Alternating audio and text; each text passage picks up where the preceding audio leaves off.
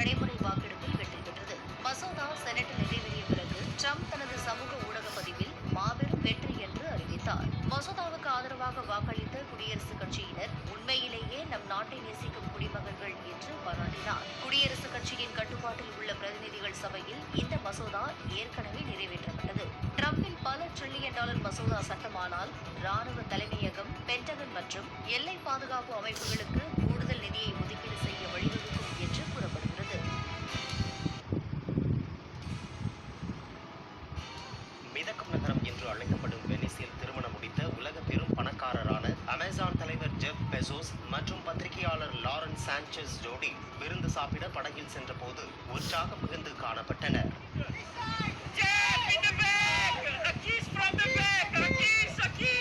61 வயதான பெசோஸ் மற்றும் 55 வயதான சாnchez செயின்ட் மார்க்ஸ் சதுக்கத்திற்கு எதிரே உள்ள சான் ஜியார்ஜியோ என்ற சிறிய தீவில் வெள்ளிக்கிழமை மாலை மோதிரம் மாற்றிக் கொண்டனர். இத்தாலியில் நடத்தப்பட்ட திருமணம் சட்டப்படி செல்லாது என்றும் அமெரிக்காவில் திருமணம் நடத்தி பதிவு செய்ய வேண்டியது கட்டாயம்.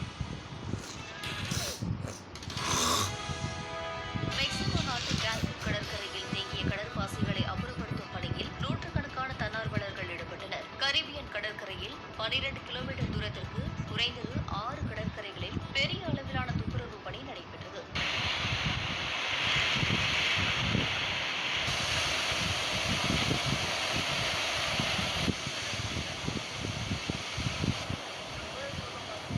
கரீபியன் கடல் பகுதியில் நடப்பு ஆண்டில் சுமார் 1 லட்சம் டன் கடற்பாசி தேங்கக்கூடும் என்று தன்னாட்சி தேசிய பல்கலைக்கழகத்தின் ஆராய்ச்சியாளர்கள் எச்சரித்தனர். அட்லாண்டிக் பெருங்கடலில் நூற்றுக்கணக்கான ஆண்டுகளாக கடற்பாசி காணப்படுவதாக அவர்கள் கூறினர். திருப்பூர் மாவட்டம் அவிநாசி அருகே காருக்குள் தென்னை மரத்திற்கு பூச்சிக்கொல்லியாக பயன்படுத்தக்கூடிய மாத்திரையை உட்கொண்டு புதுப்பெண் உயிரை மாய்த்து கொண்ட சம்பவம் சோகத்தை ஏற்படுத்தியுள்ளது.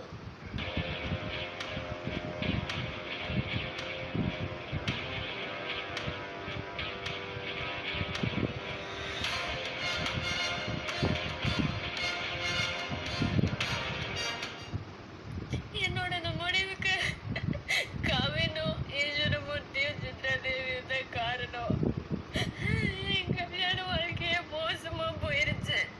என்ன மன்னிச்சிருங்கப்பா, என்ன மன்னிச்சிருங்கம்மா. திருப்பூர் மாவட்டம் அவிநாசி கைகாட்டிபுதூர் ஜெயம் கார்டன் பகுதியில் வசித்து வருபவர் கவின்குமார். இவரது மனைவி ரித்தன்யா. இவர்களுக்கு கடந்த 3 மாதங்களுக்கு முன்பு திருமணமாகி உள்ளது. இதற்கிடையில் கணவன் மனைவிக்கு இடையே குடும்ப தகராறு ஏற்பட்டதாக கூறப்படுகிறது. இந்த நிலையில் அவிநாசியில் இருந்து காரை ஓட்டி வந்த ரித்தன்யா மொண்டிப்பாளையம் அருகே செட்டிப்புதூரில் காருக்குள்ளேயே விஷமாத்திரை தின்று தற்கொலை செய்து கொண்டார். தகவல் அறிந்து சம்பவ இடத்திற்கு வந்த சேவூர் போலீசார் காருக்குள் தற்கொலை செய்து கொண்ட ரித்தன்யாவின் உடலை கைப்பற்றி பிரேத பரிசோதனைக்காக அவிநாசி அரசு மருத்துவமனைக்கு அனுப்பி வைத்தனர்.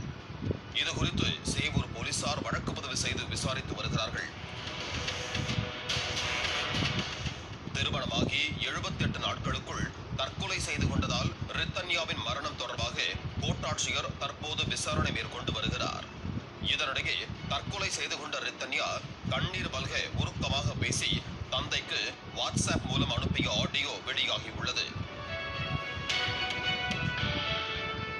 அதில் தன்னை உடல் ரீதியாகவும் மன ரீதியாகவும் கணவர், மாமனார், மாமியார் தன்னை சித்திரவதை செய்ததாகவும், இந்த வாழ்க்கையை இனி தன்னால் வாழ முடியாது என்றும், மற்றொரு வாழ்க்கையை தேர்ந்தெடுக்க தனக்கு உடன்பாடு இல்லை என்றும், தனது இந்த முடிவுக்கு யார் யாரெல்லாம் காரணம் என்றும் கண்ணீர் மல்க கூறியிருந்தார். போலீஸோ வேற யாராச்சும் வந்து ஏதாவது சொன்னா நீங்க யாருக்காகவும் தலைக்குழிய வேண்டாம், இதை போட்டு காமிச்சிருங்க. ஏன்னா அவங்க இதுதான் சாக்குன்னு உங்களை இன்னும் அசிங்கப்படுத்த நினைப்பாங்க. இதை யார் முன்னாடி வேணாலும் போட்டு காமிச்சிருங்க. என்னோட இந்த முடிவுக்கு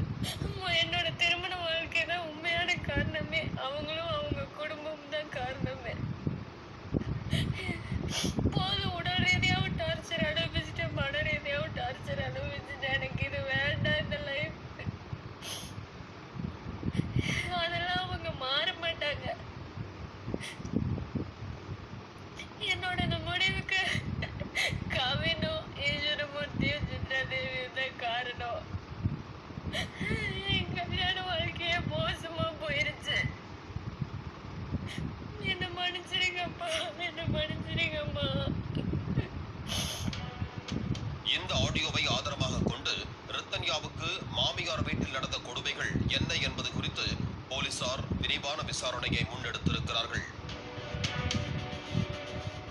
இதனிடையே தற்கொலை செய்து கொண்ட இளம்பெண் ரித்தன்யா பேசிய ஆடியோவின் அடிப்படையில் அவரது கணவர் கவின்குமார், மாமனார் ஈஸ்வரமூர்த்தி மற்றும் மாமியார் சித்ரா தேவியை போலீசார் கைது செய்தனர். பாலிமர் செய்திகளுக்காக திருப்பூர் செய்தியாளர் செந்தில்குமார். இத்துடன் இந்த செய்தி அறிக்கை நிறைவு பெறுகிறது. அண்மை செய்திகளுக்கு தொடர்ந்து இணைந்திருங்கள் பாலிமர் செய்திகளோடு. வணக்கம்.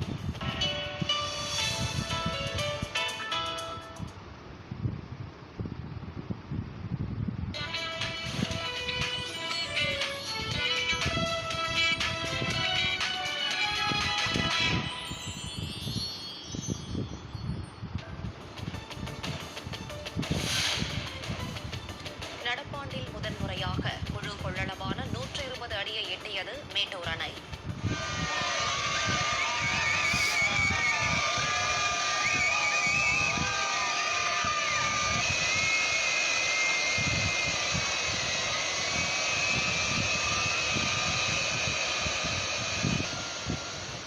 வரலாற்றில் 44வது முறையாகவும் ஆண்டில் முதன்முறையாகவும் அணை நிரம்பியது.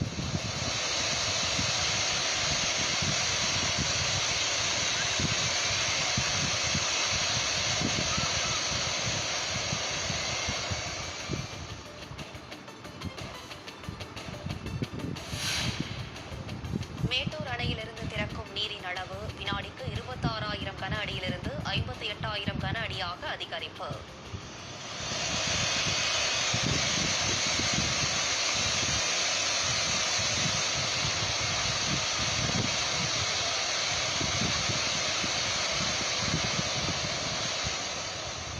அணை முழு கொள்ளளவை எட்டியதால் அணைக்கு வரும் நீர் அப்படியே வெளியேற்றம்.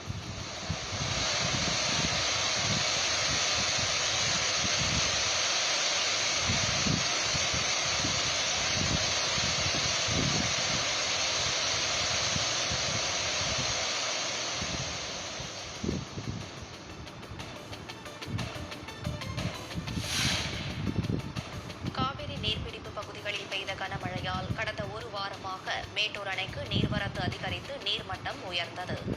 அணையின் 16 கண் மதகு வழியே பாய்ந்தோடும் உபரி நீர்.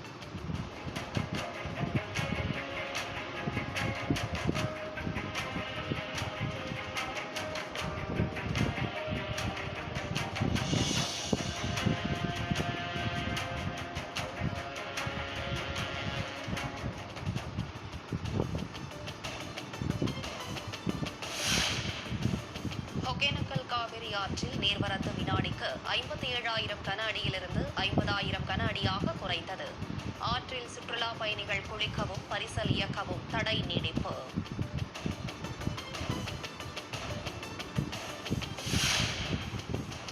ஈரோடு கருங்கல்பாளையத்தில் வீடு வீடாக சென்று காவிரி கரையோர மக்களுக்கு வெள்ள அபாய எச்சரிக்கை விடுத்த வட்டாட்சியர். மேட்டூர் அணை 120 அடியை எட்டி உபரி நீர் திறக்கப்பட்டுள்ளதால் காவிரி ஆற்றில் குளிக்கவோ இறங்கவோ தடை. செலுத்தும் கவனம் இப்பொழுது ரம்மி மைதானத்தில் தெரியும். ரம்மி சர்க்கிள் வழங்குகிறது நேஷனல் ரம். 2015க்கு முன்பு வரை 25 கோடிக்கும் குறைவானோரே பலனடைந்த நிலையில் தற்போது அந்நிலை மாறியுள்ளதாகவும் பிரதமர் மோடி பெருமிதம்.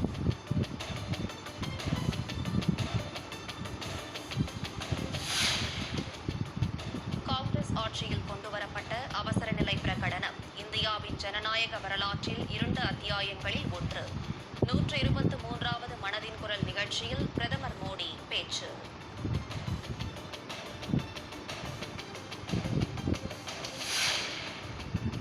சங்க இலக்கியம் சொற்களால் வடித்த வாழ்வியல் எல்லாம் அறிவியல் வழி நிறுவப்பட்ட சான்றாக கீழடியில் உள்ளன. கீழடியில் கிடைத்த மண்டை ஓடுகளை வைத்து இங்கிலாந்து நாட்டின் பல்கலைக்கழகம் மனித முகத்தை வடிவமைத்திருப்பதை சுட்டிக்காட்டி முதலமைச்சர் கருத்து.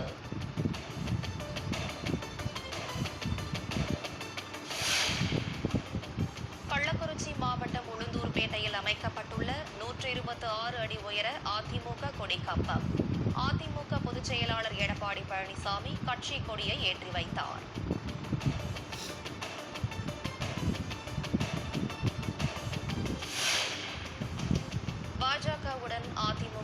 கூட்டணி அமைத்ததை ஸ்டாலினால் பொறுத்துக் கொள்ள முடியவில்லை என எடப்பாடி பழனிசாமி விமர்சனம்.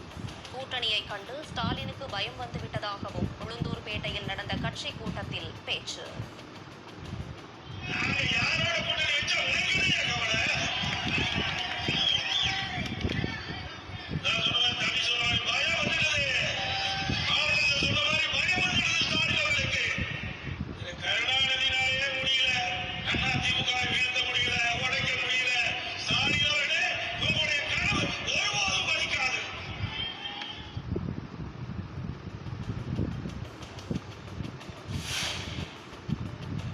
அதிமுகவை பாஜக கபளீகரம் செய்யும் என சில கட்சியினர் கூறி வருவதாக எடப்பாடி பழனிசாமி கருத்து. அதிமுகவை எந்த கொம்பனாலும் கபளீகரம் செய்ய முடியாது என்றும் திட்டவட்டம்.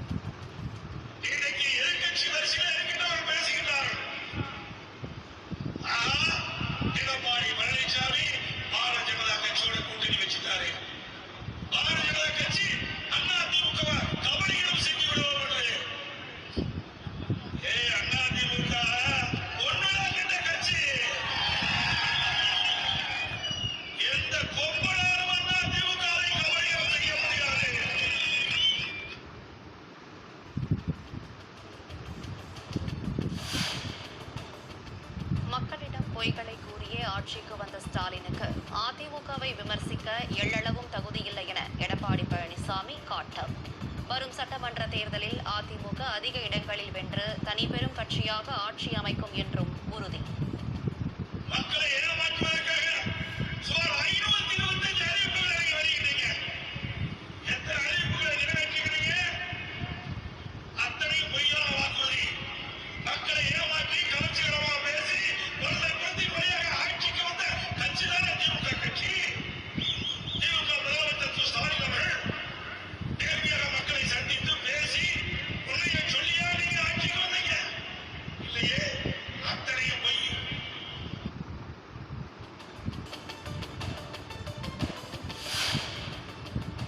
சிவகங்கை திருப்புவனம் போலீசார் விசாரணைக்காக அழைத்துச் சென்ற இளைஞர் உயிரிழந்த சம்பவம் தொடர்பாக காவலர்கள் 6 பேர் பணியிடை நீக்கம். காவலர்கள் தாக்கியதில் இளைஞர் உயிரிழந்ததாக கூறி உறவினர்கள் போராட்டத்தில் ஈடுபட்டு வந்த நிலையில் எஸ்பி நடவடிக்கை.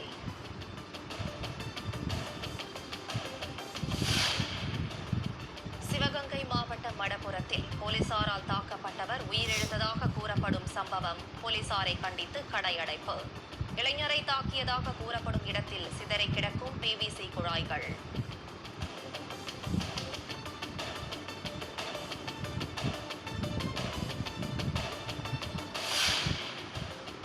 திருட்டு வழக்கு விசாரணைக்காக அழைத்துச் செல்லப்பட்ட இளைஞர் உயிரிழந்த விவகாரம். திருப்புவனம் காவல் நிலையத்தில் நீதிபதி வெங்கட பிரசாத் நேரில் ஆய்வு செய்து விசாரணை.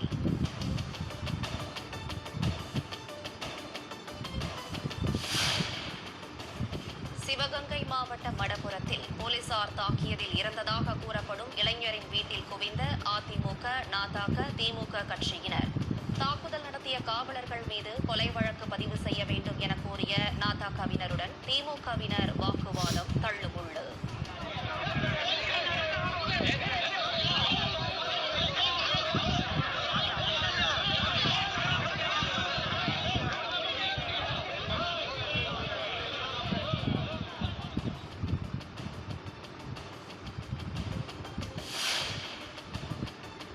சிவகங்கை மாவட்டம் திருப்புவனம் போலீசாரின் தாக்குதலில் இளைஞர் மரணமடைந்ததாக கூறப்படும் சம்பவத்திற்கு எடப்பாடி பழனிசாமி கண்டனம்.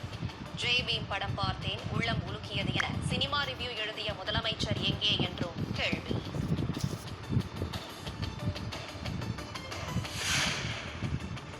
விசாரணைக்கு அழைத்துச் சென்ற இளைஞரை 7 காவலர்கள் 2 நாட்களாக தாக்கியுள்ளதாக குற்றம் சாட்டப்படும் நிலையில் லாக்அப் மரணமோ என்ற சந்தேகத்தை எழுப்புகிறது. திமுக ஆட்சியில் காவல் நிலையத்திற்கு வருவோருக்கும் பாதுகாப்பில்லை என நயினார் நாகேந்திரன் குற்றச்சாட்டு.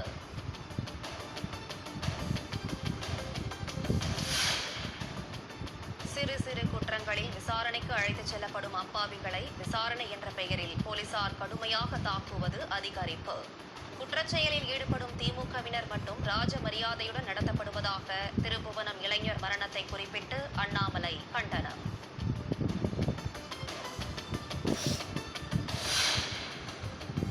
சாத்தா நிலைய படுகொலைகளுக்கு சற்றும் குறைவில்லாத வகையில் திருப்புவனத்தில் இளைஞர் கொல்லப்பட்டுள்ளதாக அன்புமணி விமர்சனம்.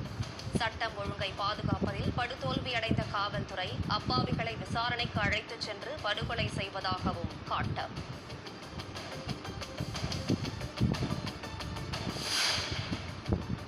விசாரணைக்காக அழைத்துச் செல்லப்பட்ட திருப்புவனம் அஜித் மரணத்திற்கு காரணமான காவல்துறையினர் மீது கொலை வழக்கு பதிவு செய்து கைது செய்ய வேண்டும். பாமர மக்களுக்கு ஒரு நீதி, அதிகாரம் படைத்தவர்களுக்கு வேறு நீதியா என சீமான் கேள்வி.